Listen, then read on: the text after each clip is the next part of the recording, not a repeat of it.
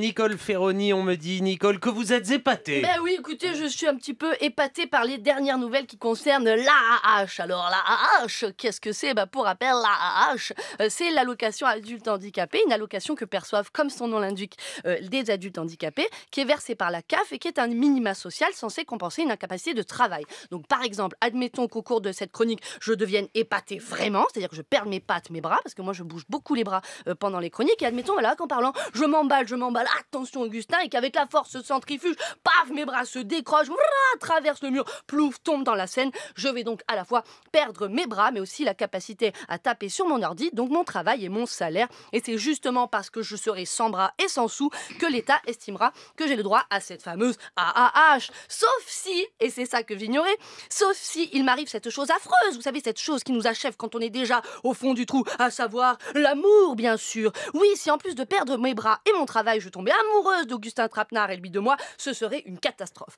Alors vous me direz, oui, ce serait bizarre, mais ce serait peut-être le cas. Bref, vous me direz, non, Ferroni, ce serait bizarre, mais ce serait une chance, car l'amour vous donnerait des ailes, de la douceur, de l'espoir.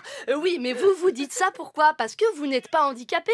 Alors que si vous étiez handicapé comme moi, qui vais bientôt perdre mes bras, vous sauriez que dans le monde du handicap, l'amour amène beaucoup d'emmerdes, comme nous le prouve ce fameux mois de novembre. En effet, si le gouvernement nous rappelle que l'AAH augmente de 40 € depuis le 1er novembre, passant de 860 à 900 €, Madame Cluzel, la secrétaire d'État chargée des personnes handicapées, confirme quant à elle que 67 500 personnes handicapées ne verront pas un centime de cette augmentation parce qu'elles sont en couple. Alors vous me direz, mais quel rapport entre l'amour et la revalorisation d'un droit?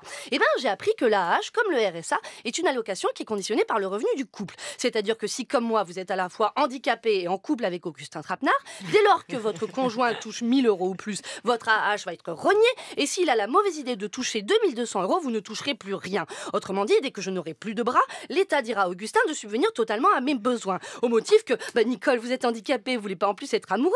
Et puis c'est comme le RSA, donc on ne voit pas pourquoi pour le handicap ce ne serait pas pareil. Sauf que moi j'ai envie de crier à l'État, mais le handicap ce n'est pas pareil. Car être handicapé, c'est souvent être dépendant de son corps, dépendant d'une société qui ne nous inclut pas toujours. Donc quand il y a enfin une situation où rien ne dépend de rien, à savoir l'amour, prendre la personne handicapée pour la rendre dépendante de quelqu'un, son amoureux, et la transformer ainsi de chérie à charge, et lui dire tu es à la charge de, ce n'est pas une jolie phrase d'amour. Surtout quand l'amour n'est plus là, car les personnes handicapées ne sont pas plus protégées que les autres des chagrins et des violences. Et ça, Madame Cluzel le sait bien, puisqu'elle a dit à la radio: il y a un rapport de l'ONU de 2016 qui fait état que 4 femmes en situation de handicap sur 5, 4 sur 5 subissent des violences.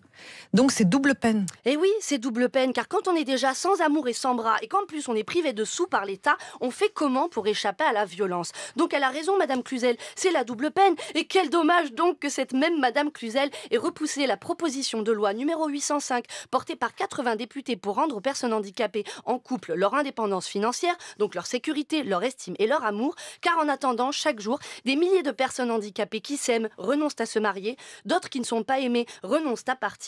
Leur amour est balafré, alors qu'avec ou sans bras, on devrait tous avoir le choix d'avoir ou pas la bague au doigt. Merci Nicole Ferroni.